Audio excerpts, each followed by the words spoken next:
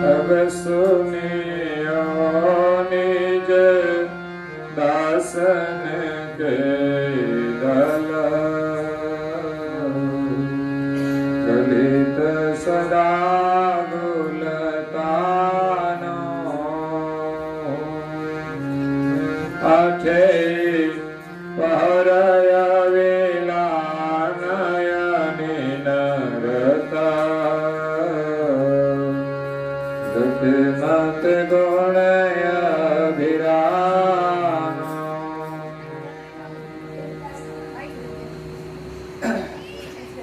प्रेम भक्तजनों, ज्ञान संप्रदायના આદ્ય સ્થાપક અનંત બ્રહ્માંડાધીશ વિશ્વ નિયંતા सकर्ता सर्जनहारना परम विशेष अंश सकर्ता सतकैवलना महाद सजान जान अलौकिक दिव्य स्वरूप ने अनेक न्याय द्वारा प्रत्यक्ष प्रमाण थी स्व अनुभव थी प्रतिपादन करी आपनार परम मोक्षना दाता कैवल धर्म धुरंधर महान समर्थ परम श्रेष्ठ परम विभूतिवान परम दयालु परम कृपा निधि सर्वज्ञ दिव्य परम गुरु श्रीमद करुणा सागर महाराज स्वरचित विश्व बौद्ध चौसरा ग्रंथ ने विषय जगतना जिज्ञासु અને મુમુક્ષુ અંશોને यथार्थ ज्ञान उपदेश आपता हरिजन निज दास भक्त अने सेवक ना लक्षणों वर्णन करता कहे छे कि अब सुनियो निज दासन के दल गलित सदा गुलतान। आपणे बधाए परम गुरुना दास बनवानुं छे। दास એટલે સેવક બનવાનું છે। આપણે ત્યાં સંતોના નામની પાછળ દાસ લાગે છે,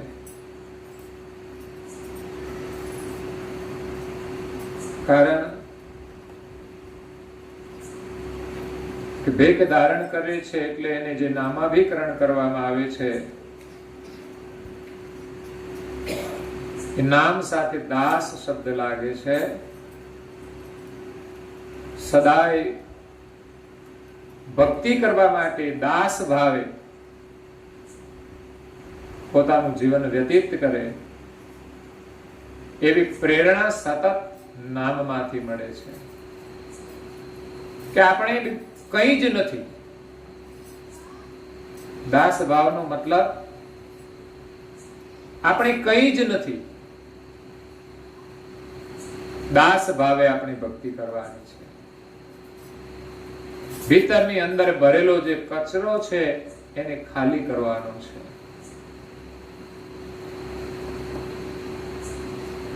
હવે સુનિયો નિજ દાસન કે દલ, દાસનું દિલ કેવું હોય છે, એમનું હૃદય કેવું હોય છે, એની અંદર કેવી ભાવનાઓ હોય છે, કેવો પ્રેમ હોય છે, કેવી લાગણી હોય છે, કેવી સહનશીલતા હોય છે। બાકી તો બધાના હૃદય હરખા જ હોય।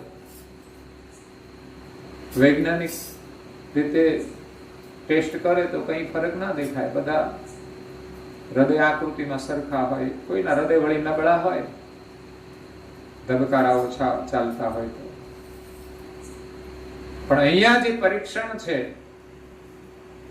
હૃદયની જે ભાવનાઓ છે એની આપણે ઓળખ કરવાની છે। અને માણસના હૃદયની અંદર જે વસ્તુ હોય એના વ્યવહારમાં પણ આવતી હોય છે। હૃદયનો ભાવ એની વાણીમાં દેખાતો હોય છે, એમની આંખોમાં દેખાતો હોય છે, એમના કાર્યોની અંદર દેખાતો હોય છે। જે ભગવાનના નિજ દાસ છે એનું હૃદય કેવું હોય છે? ગલિત સદા ગુલતાનો।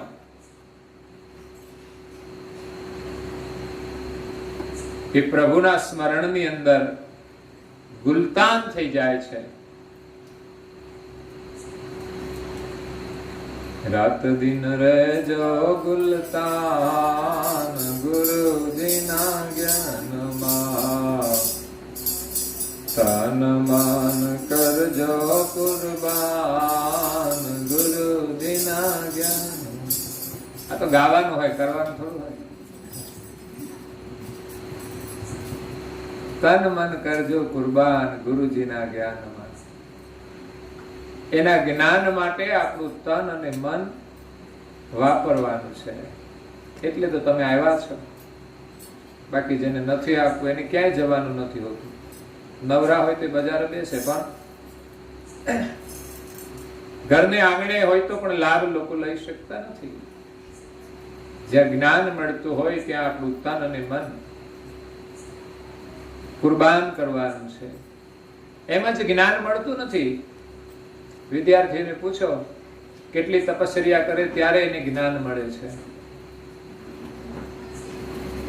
અને એ પણ એક અભ્યાસનું જ્ઞાન છે. અનુભવના જ્ઞાન માટે તો એનાથી પણ વધારે તપશ્ચર્યા કરવી પડે છે. સાધના કરીએ ત્યારે અનુભવનું જ્ઞાન મળે છે. અભ્યાસ કરીએ ત્યારે આપણને અક્ષર જ્ઞાન મળે છે, સમજણનું જ્ઞાન મળે છે. બંને બહુ જરૂરી છે. સમજણ નહીં હોય તો સાધના કરીશું કેવી રીતે? સમજ્યા વગરની સાધના વ્યર્થ છે. સમજણ માટે સત્સંગ જરૂરી છે. મહાપુરુષોનો ઉપદેશ આપણે શ્રવણ કરીશું તો આપણામાં સમજણનો વિકાસ થશે. ઘણીવાર પરિવારની અંદર રહેવાની નાની નાની સમજણ પણ આપણામાં નથી હોતી. આધ્યાત્મિક જ્ઞાનની વાત તો બાજુએ રહે, પણ એક સમાજની અંદર, પરિવારની અંદર રહેવાની એક સામાન્ય સમજણ પણ લોકોમાં નથી હોતી. એવા લોકો પરિવારની અંદર સુખી કેવી રીતે રહી શકે? અને કદાચ આપણે પરિવારમાં સારી રીતે રહી શકતા હોઈએ, પણ આધ્યાત્મિક જ્ઞાન વગર માણસને પૂર્ણ સુખની પ્રાપ્તિ થતી નથી, પૂર્ણ શાંતિ મળી શકતી નથી. એટલે દાસનું હૃદય પ્રભુના સ્મરણની અંદર ગુલતાન હોય છે. રાત દિવસ કામ તો કરવાનું જ છે, પણ પ્રભુનું સ્મરણ ભૂલવાનું નથી. જ્યારે લોકો કામ એવી રીતે કરે છે કે ભગવાનને ભૂલી જાય છે. નવરા પડે તો પણ એને સારી પ્રવૃત્તિ કરવાની સૂઝ પડતી નથી. ગમે તે ઇતર પ્રવૃત્તિ કરે, કઈ નહીં તો ગપ્પા મારે, વાતો કરે, એમ જ સમય ગુમાવે છે. એને પોતાના જીવનનું પણ મૂલ્ય નથી. આ જીવન કેટલું કિંમતી છે એનું મૂલ્ય નથી. કોઈએ કહ્યું છે કે એક શ્વાસ में जात है तीन लोक के मोल, कहना था सो कह दिया क्या बजावत ढोल. આપણા જીવનનો એક શ્વાસ કેટલો કિંમતી છે એના માટે ફક્ત એટલું જ કહ્યું, એક શ્વાસના બરાબર 3 લોકનું મૂલ્ય છે. આપણી જિંદગી તો કંઈ જ નથી. 3 લોકની સમૃદ્ધિનું જેટલું મૂલ્ય છે એટલું આપણા શ્વાસનું મૂલ્ય છે. કહેવાનું હતું તે આટલામાં જ કહી દીધું. હવે ઢોલ વગાડીને વધારે કંઈ કહેવાની જરૂર નથી. એટલે મહાપુરુષો આપણને જગાડી રહ્યા છે, જાગો. મનુષ્ય જીવન મળ્યું છે જાગવા માટે. માત્ર હરિનું સ્મરણ કરવા માટે. બીજી બધી પ્રવૃત્તિ તો માત્ર જરૂર પૂરતી જ કરવાની છે. તો કામકાજ કરતા કરતા પણ પ્રભુનું સ્મરણ થવું જોઈએ. અને જેટલો બીજો સમય મળે એમાં પણ વિશેષ રૂપે આપણે સેવા, સ્મરણ અને ધ્યાન કરવું જોઈએ. ધ્યાન માટે ખાસ આગ્રહ કરું છું. કે ધ્યાન એ આપણા જીવનનો એક અભિન્ન અંગ છે. ધ્યાન વગર જ્ઞાન મળશે નહીં, ધ્યાન વગર શાંતિ મળશે નહીં. પ્રત્યેક વ્યક્તિએ ધ્યાન કરવું જોઈએ. શા માટે? પોતાને જોવા માટે, પોતાનું નિરીક્ષણ કરવા માટે. ભાગ્યે જ કોઈ એવી વ્યક્તિ હશે કે જે અરીસામાં નહીં જોતી હોય, સવારે ઉઠીને નાહી ધોઈને. એક વાર શું, આખા દિવસમાં 10 વાર લોકો અરીસા સામે જુએ છે, પણ એક વાર ધ્યાનમાં બેસતા. અરીસામાં તો શરીર દેખાય છે, પણ ભીતરનું આપણું રહેલું જે સ્વરૂપ છે એ દેખાતું નથી. શરીરના અહંકારને લઈને આપણે આપણી જાતને જે માનીએ છીએ, શરીર અને શરીર ભાવને લઈને આપણું સ્વરૂપ શરીરવત થઈ ગયું છે. શરીરના રાગ દ્વેષ વાળું થઈ ગયું છે, અહંકાર યુક્ત થઈ ગયું છે. ઝઘડા તો એના છે. ચૈતન્ય ભાવની અંદર કોઈ ઝઘડો નથી, ત્યાં તો બિલકુલ શાંતિ છે. તો મૂળ આપણું સ્વરૂપ ભૂલી ગયા અને આ શરીરનું અભિમાન ધારણ કરીને આપણે જે આપણું સ્વરૂપ માની લીધું છે, રાગ દ્વેષ વાળું, વિકાર વાળું, એને લઈને આપણે દુઃખી છીએ. ધ્યાન રૂપી અરીસામાં જોશું ત્યારે ખબર પડશે કે આપણું સ્વરૂપ કેવું છે. અને બીજું, આપણું જે વાસ્તવિક સ્વરૂપ છે, ચૈતન્ય આત્માનું જે સ્વરૂપ છે, એ પણ ધ્યાન દ્વારા જ પ્રાપ્ત થશે. પરમ ગુરુ કરુણાસાગર મહારાજે આપણને અમૂલ્યમાં અમૂલ્ય અમર મંત્ર પ્રદાન કરેલો છે. શાંતિથી બેસીને કોઈ દિવસ વિચાર કરજો કે આ મંત્ર કેટલો મૂલ્યવાન છે. આપણને મળ્યો હોય એનું આપણે કેટલું મૂલ્ય કરીએ છીએ. ખાલી કંઠી બંધાવી દેવાથી કામ નથી થતું, પણ કંઠી બંધાવ્યા પછી મંત્રમાં આપણી નિષ્ઠા હોવી જોઈએ. ઘરમાં કોઈ પણ સાધન લાવીએ છીએ, ખાલી પડ્યું રહે, કઈ કામ ન કરે તો કામનું શું? જે વસ્તુ લાવીએ છીએ એનો આપણે ઉપયોગ કરવા માટે લાવીએ છીએ. ટીવી લાવ્યા, શોકેસમાં મૂકી દીધું, કોઈ મહેમાન આવે તો એમ લાગે કે એના ઘરમાં ટીવી છે, એટલે તો ખાલી તમારે જૂનું નીકળી ગયેલું હોય, બગડી ગયેલું હોય એવું લાવીને મૂકી દો તો ચાલે. જેના ઘરમાં વ્યવસ્થા ના હોય એવું કરવું પડે સંબંધો કરવા માટે, પણ એવું લાંબો સમય ચાલતું નથી. પોલ ખુલી જાય તો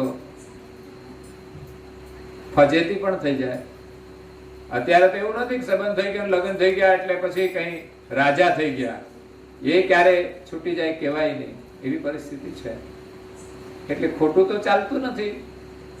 તો ઘરમાં જે વસ્તુ લાવીએ છીએ એનો ઉપયોગ કરીએ છીએ. એમ આપણને જીવનમાં જે અમર મંત્ર મળ્યો છે ને, એ જ આપણા જીવનની સાચી મૂડી છે, સુખી થવાની. બીજી મૂડી તો આપણા જીવન માટે ઓછી હશે કે વધારે હશે, એનાથી કઈ આપણું સુખ વધશે નહીં. ઓછું હશે ધન તો દુખી રહીશું એવું પણ નથી. ઘણા ગરીબ લોકો પણ સુખી છે અને ઘણા અમીર લોકો પણ દુખી છે. એનો મતલબ એવો છે કે ધન સાથે સુખનો સંબંધ નથી, કદાચ વ્યવસ્થાનો સંબંધ હશે. જેની પાસે ધન હોય, એની પાસે મોટો બંગલો હોય, એના આંગણે 2-3 કારો પડી હોય, 2-3 બેકારો ફરતા હોય, અંદર કાર હોય ત્યાં બેકાર પણ લોકો હોય, કારમાં જ ફરતા હોય કામ વગરના. એ બધા બેકાર છે.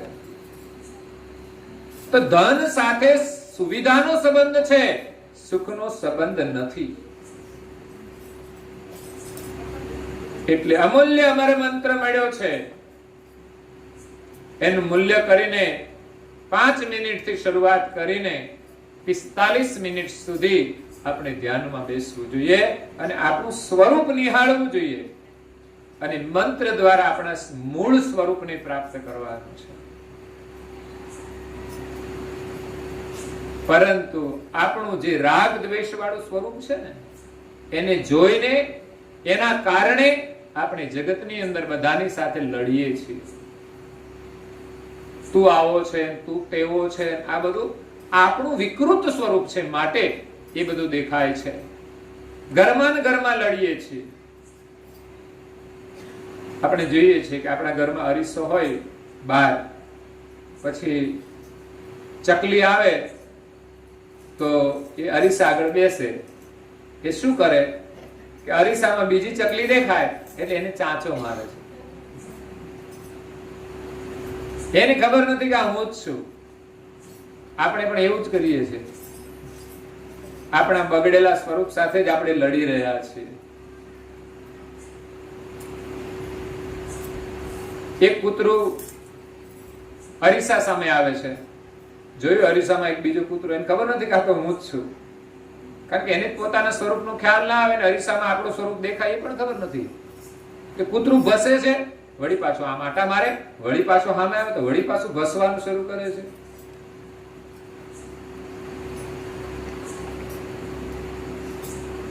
અરીસા સામે કાબર આવે તો કાબરે એવું જ નાટક કરે છે. કારણ કે એને પોતાના સ્વરૂપની ખબર નથી કે આ મારું જ સ્વરૂપ દેખાય છે. એવી જ રીતે એક સિંહ એકવાર એક કુવાની અંદર નજર કરે છે, જોયું અંદર એક બીજો સિંહ છે, પ્રતિબિંબ રૂપે દેખાયો એટલે એને બીજો સિંહ દેખાયો હતો. એમણે સીધો કૂદકો જ માર્યો કુવામાં. શું પરિણામ આવ્યું? મરવાનું થયું. આપણે એમ જ કૂદકા મારીએ છીએ, આપણા સ્વરૂપને ઓળખતા નથી અને આપણું જ જે પ્રતિબિંબ દેખાય છે એમાં આપણે દુઃખી થઈ જઈએ છીએ. એકવાર જંગલમાં એક હાથી ફરતો હતો. શિયાળ ને લોમડી એ ત્યાં વિચરણ કરતા હતા. એને એમ થયું કે આ હાથી કેટલો મોટો છે, આ જો આપણને નાસ્તા મળી જાય ને તો આપણે બહુ ખાવાનું શોધવું ના પડે, ઘણા દિવસ સુધી ચાલે. શું કરવું? શિયાળ લૂછું તો ખરું, પણ છતાંય બુદ્ધિ દોડાવે છે. એમણે તો ગજરાજના વખાણ કરવાના શરૂ કર્યા. ગજરાજ, તમે તો આ જંગલના રાજા છો, ખરેખર તમે રાજા હો તો સારું લાગે. એટલે ગજરાજ તો જરા જાડા તો હતા ને વધારે ફૂલાયા. પ્રશંસાથી કોઈ માણસ ન ફૂલાય એવું ન બને. પ્રશંસા બધાને પ્યારી લાગે, પણ ખરેખર જરૂર કરતા વધારે કોઈ પ્રશંસા કરે ને આપણા માટે સારી વસ્તુ નથી. પ્રશંસા કરે કે ન કરે આપણે શું મતલબ છે? પણ આ દુનિયામાં લોકો પોતાની મહત્તા વધારવા માટે પણ ઘણીવાર પ્રચાર કરતા હોય છે. બહુ જરૂરી નથી. સાચા કોઈ મહાપુરુષે પોતાનો પ્રચાર નથી કર્યો. બાકી જેને મહત્તા બતાવવી છે એવા લોકો એડવર્ટાઇઝ કરતા હોય છે. તો અહીંયા ગજરાજ કહે છે કે મારે વનરાજ થવું હોય તો શું કરવું પડે? તો શિયાળ એમ કહે છે કે એ તો બહુ સહેલું છે. અહીંયા એક સ્ફટિક પર્વત છે, ત્યાં એક બીજો હાથી છે તમારા જેવો જ. એ રાજા છે, એને તમે જો મારી નાખો ને એટલે તમે રાજા થઈ જાઓ, પછી તમે વનરાજ.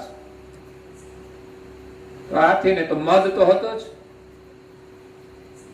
પોતે હાથી છે, કદાવર છે, શક્તિશાળી છે, એટલે એની શક્તિનો અભિમાન તો હોય જ. તો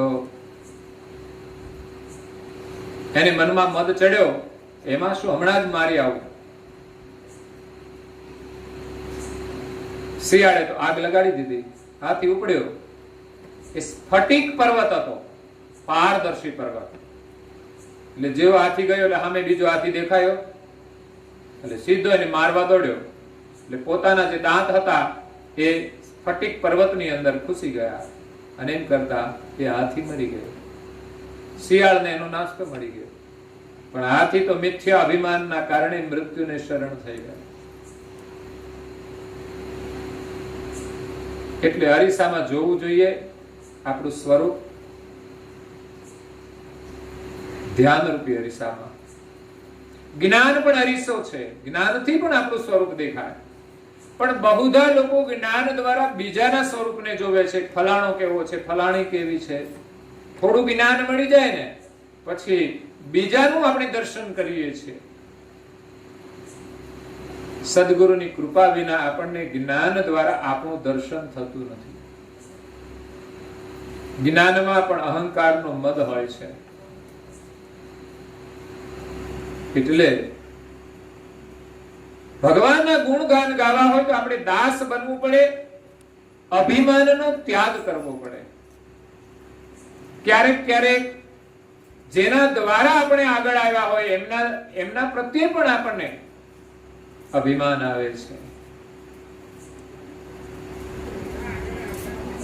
એને પણ આપણે ભૂલી જઈએ છીએ. એટલે દાસ બની અને આપણે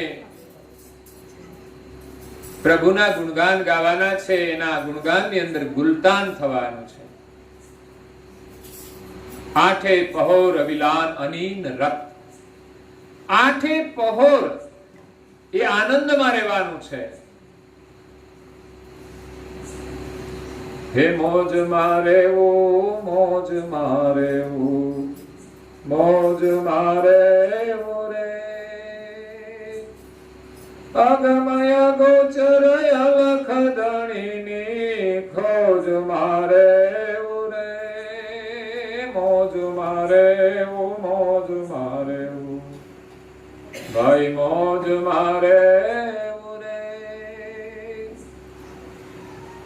જેને કોઈ ચિંતા ન હોય એ જ મોજમાં રહી શકે.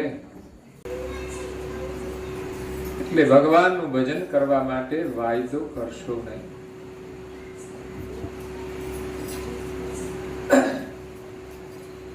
આપણી પાસે જે સમય મળ્યો છે ને એનું મૂલ્ય કરજો. કઈ નિમિત્તે સારા કાર્યમાં વપરાય જાય તો પણ લાભ છે. અને આપણી પાસે જે સમય મળ્યો છે એનો આયોજન પૂર્વક ઉત્તમ કાર્યની અંદર એનો ઉપયોગ કરીએ તો પણ બહુ મોટો લાભ છે.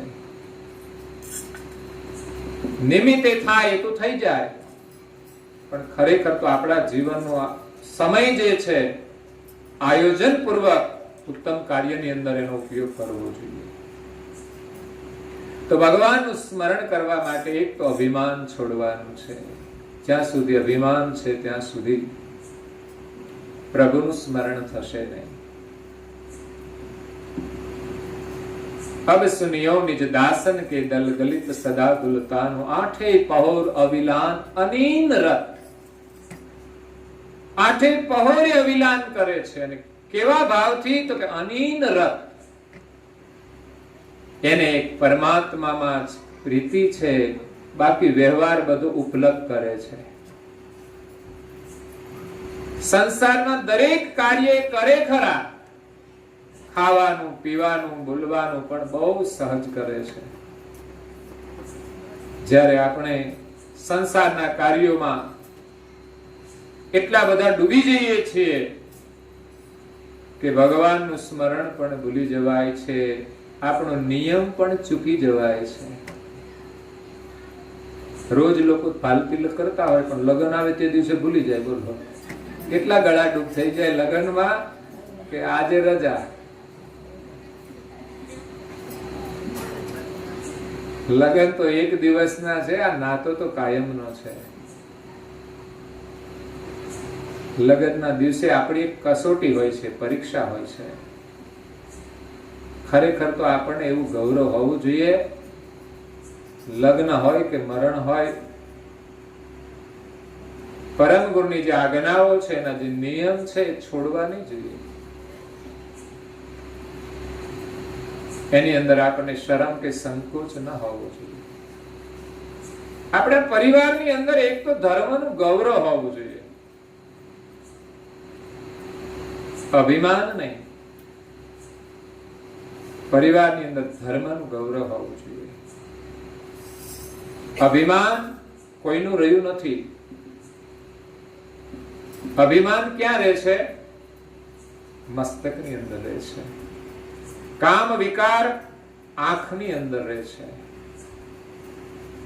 ક્રોધ કાનમાં રહે છે. મેલ કાઢજો. કાનમાં કેવી રીતે રહે? તો કોઈ આપણને વાત સંભળાવી, ફલાણી તને આમ કહેતી હતી, ફલાણો તને આમ કહેતો હતો, પછી જો ગુસ્સો નીકળે એટલે ક્રોધ કાનમાં રહે છે. આંખોની અંદર કામ વિકાર રહે છે. મસ્તકની અંદર અભિમાન રહે છે.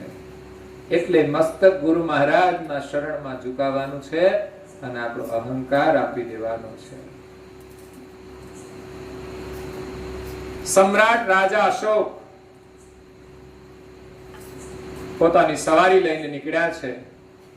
સાથે વજીર છે, સૈનિકો છે, કેટલા બધા લોકો છે, માનવ મેદની છે. તેમના રાજનગરમાંથી ચાલ્યા જાય છે. સામેથી કોઈ મહાત્મા આવે છે. રાજાએ પોતાની સવારી ઊભી રાખી, રથ ઉપરથી નીચે ઉતર્યા. નીચે ચાલી અને મહાત્માના સામે જઈ એને મસ્તક નમાવીને પ્રણામ કર્યા. આ વાત વજીરને સારી ન લાગી કે આ તો સમ્રાટ રાજા એ કોઈ સામાન્ય સાધુ સંતના શરણમાં પોતાનું મસ્તક ઝુકાવે એ બરાબર ન કહેવાય. એનું મસ્તક ઝૂકવું ના જોઈએ. તો સમ્રાટ છે. સમ્રાટ તો રાજ્યનો સમ્રાટ હોય, કોઈ મહાપુરુષ આગળ સમ્રાટ નથી હોતો. પણ છતાંય વજીરની અંદર કંઈક અભિમાન હતું કે હું મારો રાજા છે, સમ્રાટ રાજા છે, એ કોઈના આગળ ઝૂકે નહીં.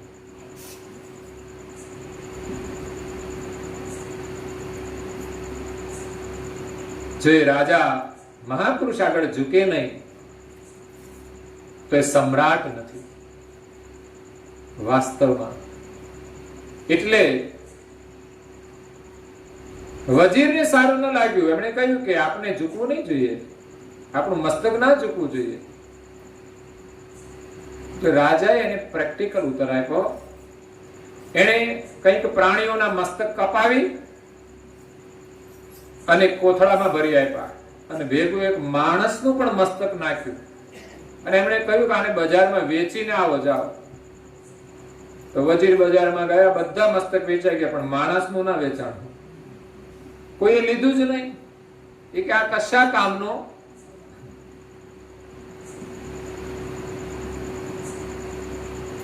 એટલે રાજાએ કહ્યું કે ભાઈ પૈસા ના આપે તો મફતમાં આપીને આવો, પણ આપીને આવો, અને જરૂર પડે તો ઉપરથી 500 રૂપિયા આપજો. છતાં પણ માણસનું માથું કોઈએ લીધું. વજીર હેરાન થઈ ગયો, આખો દિવસ ફર્યો, થાકી ગયો, પણ માણસનું મસ્તક કોઈએ ના લીધું. અને છેવટે પાછો રાજ દરબારમાં આવ્યો અને રાજાને કહ્યું આ તો કોઈ લેતું નથી.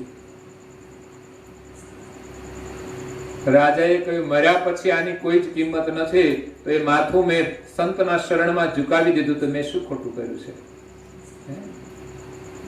આ માથું મર્યા પછી એ કઈ જ મહત્વનું નથી, કોઈ લેતું નથી. તો એ જ મસ્તક કોઈ સંતના શરણમાં ઝુકાવી દીધું, શું ખોટું કર્યું છે? એટલે અહંકાર છોડીને આપણે પ્રભુની ભક્તિ કરવાની છે.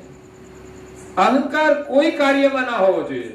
એવું નહીં કે આપણે ભક્તિ કરીએ ત્યાં જ ન હોવો જોઈએ. જો કે હોય ને તો ધર્મ કાર્યમાં પણ બહાર આવે. બધા સાથે મળીને કામ કરીએ, એમાં કંઈક ને કંઈક અવરોધ ઉભા થાય. કારણ કે અંદરથી રહેલી જે વિકૃતિઓ છે એ આપણને લડાવે છે, એકબીજામાં ગુણ દોષનું દર્શન કરાવે છે. આપણે સાથે મળીને કામ ન કરી શકીએ તો આપણા અંદર રહેલી વિકૃતિઓ છે ધાર્મિક ક્રિયા કરીએ ત્યારે કોઈ વાત ગુપ્ત રીતે ચર્ચા થાય એવી નહીં હોવી જોઈએ. ગુપ્ત રીતે ચર્ચા ન હોવી જોઈએ. કહેવાનું હોય તો આપણે સહજ રીતે પ્રેમથી એને કહી દઈએ. પણ બે કામ કરે ને બીજા બે પાસે ચર્ચા કરે.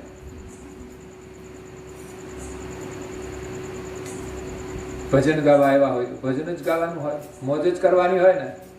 પછી કોણ આવ્યું છે ને કોણ નથી આવ્યું એ જોવાનું હોય ખરું? કોણ કેવું ગાય છે ને એ નહીં જોવું જોઈએ. મોજ કરો તમે. અહીં કોઈ કલાકાર નથી, અહીં ભજનના પ્રેમી છે બધા. કોઈ પણ વ્યક્તિ જે બોલાવે મને બહુ ગમે છે, એ ગમે એવી જે બોલાવે, ભૂલવાળી બોલાવે, કોઈ વાંધો જ નથી. ભગવાનને વાંધો નથી, આપણને શું વાંધો છે? જે તો એની બોલાય છે ને આપણે ક્યાં બોલાય છે?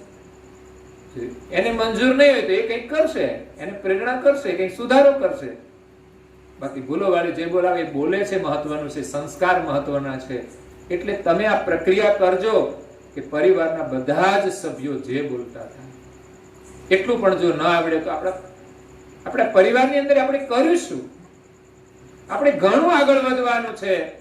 જ્યાં પરિવારના સદસ્યોમાં જે વિધિ બોલવાની પણ સમજ ન હોય કે ભાવના ન હોય તો બીજું શું કરી શકશે? અને બીજું કરવા જઈએ ને તો અહંકાર અડવાવીને ઉભો રહે છે. આપણે કંઈ જ કરતા નથી. કદાચ આપણે જે કંઈ કરીશું ને એનું કોઈ દિવસ અભિમાન નહીં કે અમે તો બહુ જ ભક્તિ કરીએ છીએ. બિલકુલ કંઈ જ કરતા નથી. મહાપુરુષોની ભક્તિને એક બાજુના ત્રાજવા મૂકશો ને આપણી ભક્તિને એક ત્રાજવા મૂકશો, આપણી એકની નહીં 500 માણસની મૂકીએ ને તો એના બરાબર ન થઈ શકે. એટલી મહાન ભક્તિ છે. એટલે ક્યારેય થોડી ભક્તિ કરીને એનું અભિમાન નહીં કરવું જોઈએ. મહાપુરુષે તો મહાન ભક્તિ કરી છે, મળદાઓને બેઠા કર્યા છે, છતાં પણ અભિમાન નથી રાખ્યું કે આ મેં કર્યું છે. એ તો ઉપરવાળાએ કર્યું હશે, અમે કંઈ કર્યું નથી. એની લાજ રાખવા માટે બધું કામ થતું હોય છે. જ્યારે ભગવાનનું ભજન કરીએ ત્યારે આપણી જવાબદારી એના ઉપર થઈ જતી હોય છે. એટલે આંખે પહોર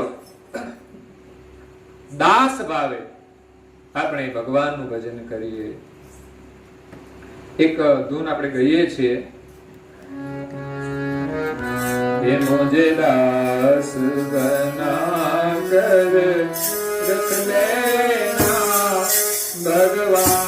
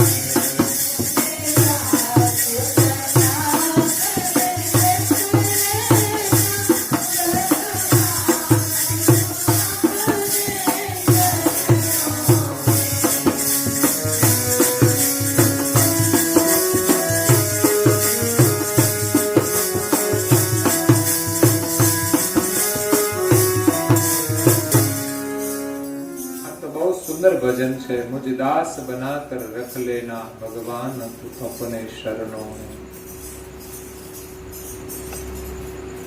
मैं भला बुरा हूं तेरा हूं, तेरे द्वार पे डाला डेरा हूं। जेवो छू पण तमारो छू, भगवान ने समर्पित थईने जेवा छीए तेवा पण भगवानना थईने आपणे दास भावे रही एनुं भजन करवानुं छे। તો અહીંયા દિવ્ય પરમ ગુરુ ચોપાઈમાં કહે છે કે અબ સુનિયો નિજ દાસન કે દલ ગલિત સદા ગુલતાનો આઠે પહોર વિલાન અનિન રત ગત મત ગુણ અવિરામો. એવા દાસની જે ગતિ છે, એની મતિ એ ભગવાનના ગુણગાન ગાવામાં વિરામ પામી ગઈ છે, એની અંદર વિશ્રામ પામી ગઈ છે. જરૂર છે જીવનમાં એક કોઈ એવા વિશ્રામની કે જ્યાં આપણને શાંતિ મળી શકે. નારણ દાસ નિર્ભય ભયો કરી શરણ વિશ્રામ. પરમ ગુરુનું એક જ શરણ એવું છે કે જ્યાં આપણને હંમેશના માટે વિશ્રામ મળશે. તો એમના સાનિધ્યમાં રહેવાનો અભ્યાસ કરવો જોઈએ. તમે એનું ભજન કીર્તન કરો, એ પણ એનું સાનિધ્ય છે. સવારે વહેલા ઉઠી નાઈ ધોઈ એની પૂજા કરશો તો એના શરણમાં વિશ્રામ છે. અવશ્ય કરવી જોઈએ. ઘરમાં કોઈ એવી વ્યક્તિ ન હોય કે ઘરમાં પૂજા ન કરતી હોય. આપણા બાળકોને આપણે પૂજાના સંસ્કાર આપવાના છે. જે હાથે પૂજા થશે ને એ હાથથી પછી કદાચ એ કોઈ દિવસ શરાબની બોટલ નહીં પકડે. એ ક્યારેય માંસાહારનું સેવન નહીં કરે. કારણ કે જે હાથની અંદર સંસ્કાર હોય ને એ કોઈ અનુચિત વસ્તુ લેતા વિચાર કરશે. એ હાથથી પાપ નહીં થાય. માટે આ હાથ પૂજાથી પવિત્ર કરવા જોઈએ. આંખો દર્શનથી પવિત્ર કરવી જોઈએ. મુખ એમના ગુણગાન ગાઈને પવિત્ર કરવું જોઈએ. કાન શુભ વચનો શ્રવણ કરીને પવિત્ર કરવા જોઈએ. અને ચરણ એ શુભ કાર્યોની અંદર ગમન કરીને પ્રકમ્મા કરીને પવિત્ર કરવા જોઈએ. હૃદય પરમાત્માની પ્રાર્થના કરીને પવિત્ર કરવું જોઈએ. અને બુદ્ધિ પણ સારા સારનો વિવેક કરી શુભ ને અશુભ કાર્યોનો વિચાર કરી અશુભને છોડીને શુભ કાર્ય કરવામાં લગાવવી જોઈએ. ભગવાનનું સ્મરણ કરીશું તો આપણી બુદ્ધિ તેજસ્વી બનશે. એટલે નાના બાળકથી માંડીને દરેકે 15-20 મિનિટ પ્રાર્થના, ઉપાસના કે ધ્યાન, ભજન અવશ્ય કરવું જોઈએ. એનાથી એ બાળક વિવેકી બનશે, બુદ્ધિશાળી બનશે. એનો મતલબ એવો નથી કે વડાપ્રધાન થઈ જશે. મા બાપનો આદર કરે એનાથી વિશેષ કોઈ બુદ્ધિશાળી નથી. બાકી મા બાપનો આદર ન કરે, દીકરા આગળ જતા રહે તો શું કામના છે? ધંધામાં તો બહુ બુદ્ધિ ચાલે, અને એમાંય ઘણાની બુદ્ધિ તો પ્રપંચ કરવામાં ચાલતી હોય છે. માણસ કમાતો હોય એટલે બુદ્ધિશાળી છે એવું નહીં. પછી લાઈટના દોરડા બજારે ડાયરેક્ટ કરતા હોય, બહુ બિલ આવતું હોય તો એવું કરવું પડે. કઈક તો બીજી કઈક યુક્તિ કરતા હોય. મોટા મોટા ફેક્ટરા ચાલતા હોય ને બહુ જ બિલ આવતા હોય તો કંઈક ને કંઈક ચોરીના રસ્તા શોધતા હોય છે. એ બુદ્ધિશાળી નથી. પ્રમાણિકતા છે ને એ બુદ્ધિ છે. પ્રમાણિકતા બહુ મહત્વની છે. કોઈ સરસ વિચાર લખ્યો છે કે આ જીવનમાં કરવા જેવો કોઈ શોખ હોય ને તે પ્રમાણિકતાનો છે. કોઈને હોય તો કરજો. કરવા જેવો શોખ એ પ્રમાણિકતાનો છે.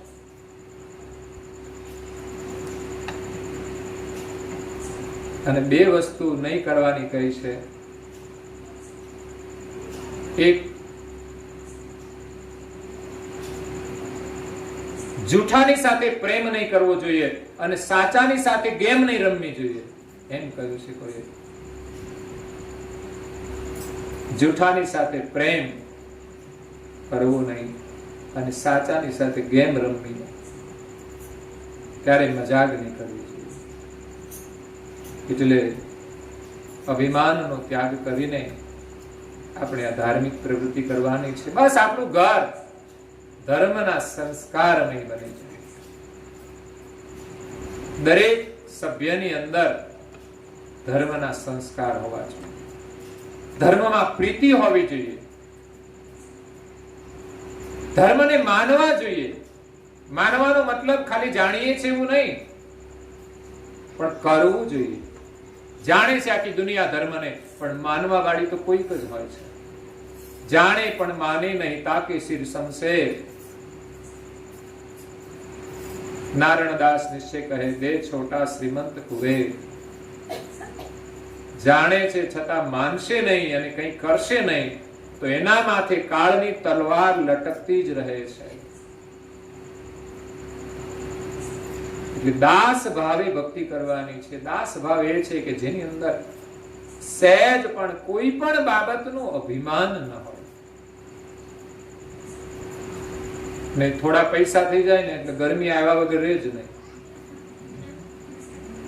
બે ભાઈ ભેગા રહેતા હોય ને એટલે જુદા થઈ જાય. બોલો, આવક ઓછી વધતી થઈ જાય એટલે કે અમારા ઘરવાળા તો બહુ કમાય છે, તમારા ઘરવાળા કમાતા નથી એટલે અમે જુદા થઈ જઈએ એટલે અમે સુખી થઈ જઈએ. નહીં તો ઉલટાનું એક માણસ ઓછું કમાતો હોય તો એને મદદ કરવી જોઈએ અને સાથે રહેવું જોઈએ. એને કઈ કામ ધંધો નથી એટલે આપણે એને મદદ કરીએ. પણ આ તો કહે છે હવે આ કેટલા દિવસ ભેગું રહેવાનું, એ તો કશું કમાતો જ નથી. આ તો સારું છે બે ભાઈઓ જુદા થાય, બાકી પતિ પત્ની જુદા થાય, આ તો ક્યાં કશું કમાય છે. છોડો આને કહે છે.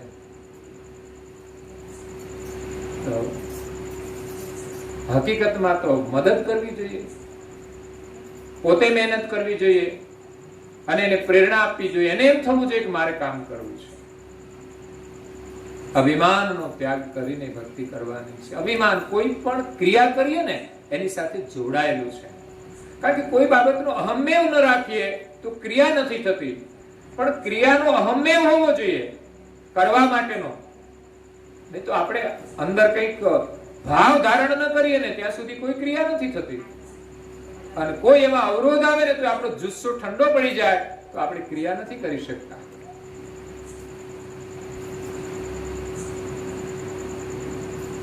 માણસને લગ્ન કરવાનો જુસ્સો હોય ને તો એ લગ્ન કરી નાખે, પણ જો જુસ્સો ઠંડો પડી જાય પછી પતી ગયું, પછી એનું કામ ન થાય.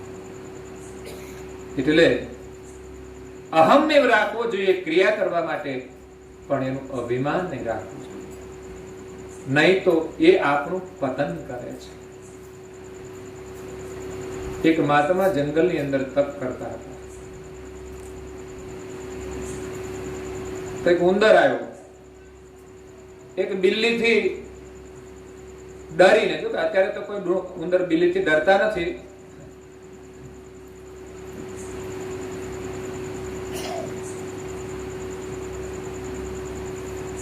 તો જંગલમાં બિલ્લીથી ડરીને એક ઉંદર એક મહાત્મા પાસે આવી ગયો. એને એમ લાગ્યું કે અહીંયા હું સુરક્ષિત રહીશ.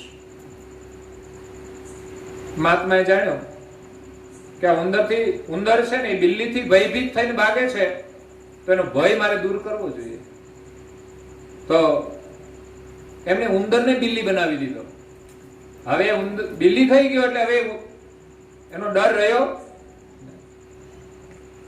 તો એને પછી છૂટો મૂક્યો તો જંગલમાં બિલાડું ફરતું હતું, તો કૂતરું જોઈને ભાગ્યું અને ફરતું પાછું મહાત્મા પાસે આવી ગયું.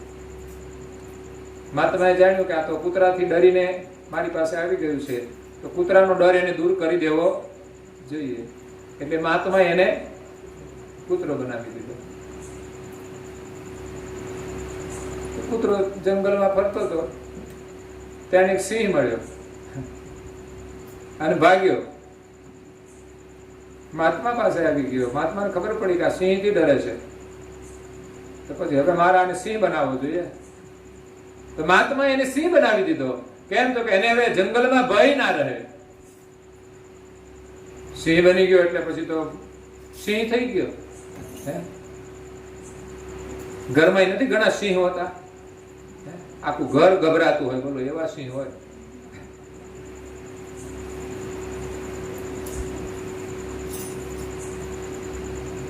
તો સિંહને એમ થયું હવે તો હું સિંહ છું, શક્તિશાળી છું, પણ હું જે સિંહ બન્યો છું ને એ મહાત્મા જાણે છે. એટલે ગમે ત્યારે ગમે તે કરી નાખે. એટલે પેલા તો એને જ ઉપાડી લો. જેને મોટા કરે એને જ ઉપાડવાની વાત કરે. આવી સ્થિતિ હોય છે, જેના દ્વારા જ જે આગળ જતા હોય અને પછી એના જ પગ કાપવાનું કામ કરે, એનું અસ્તિત્વ રહેતું નથી.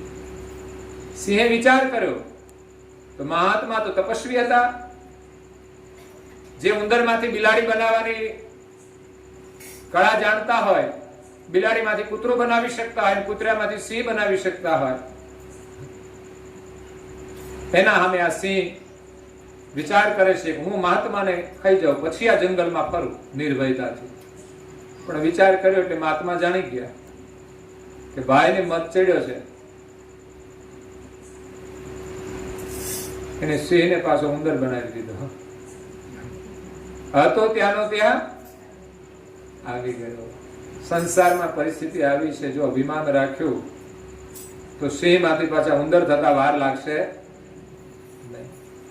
એટલે ભગવાનનું ભજન કરવા માટે દાસ ભાવે આપણે નિરંતર સ્મરણ કરીએ. અહીંયા માળના મુવાડા ગામના ભક્તોની હાર્દિક ભાવનાથી આજે અહીંયા જેઠોલી ગામથી બધા બહેનો અને ભાઈઓ ભજન કીર્તનનો લાભ આપવા માટે આવ્યા છે.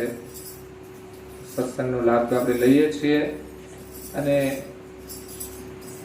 યુટ્યુબ ઉપર પણ તમને મળી શકે પર્સનલ, પણ અહીંયા લાઈવ જે ભજનનો લાભ છે તમારે લેવાનો છે એ તમને કદાચ યુટ્યુબ ઉપર નહીં મળે. અને લાઈવનું જ મહત્વ છે. હા, જૂનું થઈ જાય પછી કોઈ મહત્વ જ નહીં. સમજાય? લગન લાઈવ હોય ને એનું જ મહત્વ, પછી કઈ મહત્વ નહીં. એમ ભજન કીર્તન ભલે ગમે તે કરીએ આપણે, પણ જે લાઈવ હોય ને એમાં રસ છે આપણને. બાકી તો હારા હારા કલાકારોના ભજનો ગાયેલા પડ્યા છે યુટ્યુબ ની અંદર, તો આપણે ત્યાં ભજન કીર્તન કરવું જ ના પડે ને. પણ એ તો એક રેકોર્ડ થયેલી વસ્તુ છે. અને અહીંયા તો હૃદયની ભાવનાઓ સ્વયં પ્રગટ થતી હોય, એ આપણને સ્પર્શતી હોય છે, એ આપણા જીવનમાં પરિવર્તન લાવે છે. જ્યારે રેકોર્ડિંગ વાળી વસ્તુ પ્રારંભમાં આપણને ગમે, પણ કાયમને માટે પછી વગાડવું નથી ગમતું. આ તો એનું એ જ છે. જ્યારે માણસ લાઈવ ગાતો હોય ને એના હૃદયની ભાવનાઓની અંદર પરિવર્તન આવતું હોય છે, વેરિએશન હોય છે, એટલે એમાં આનંદ આવતો હોય છે. તો અહીંયા વિશેષ સમય થાય છે તો કથાને વિરામ આપીએ અને આપણે હવે ભજન કીર્તનનો લાભ લઈએ.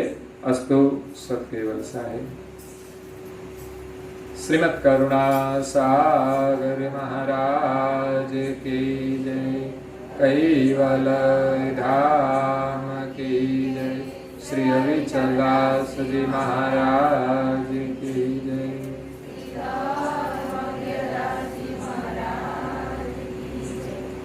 સત્કેવલ સાહેબ, સત્કેવલ સાહેબ, સત્કેવલ સાહેબ. અહીંયા માળના મુવાડાથી બહેનો જે આવે છે પૂનમે એને અનુકૂળતા સમયે, ત્યારે આ નવા જે ઘઉં પાક્યા હતા તો બહેનો લઈને મૂકી ગયા છે. એટલે એમની સેવા હતી બદલ એમને ધન્યવાદ આપું છું. અને અમારા ત્યાંના બહેનો છે એ પણ બધી ઘઉંની બધી વ્યવસ્થાની સેવા કરતા હોય છે, સાફ સૂફી કરી અને યોગ્ય રીતે ગોઠવી દેતા હોય છે. તો એમને પણ ખૂબ ખૂબ ધન્યવાદ છે.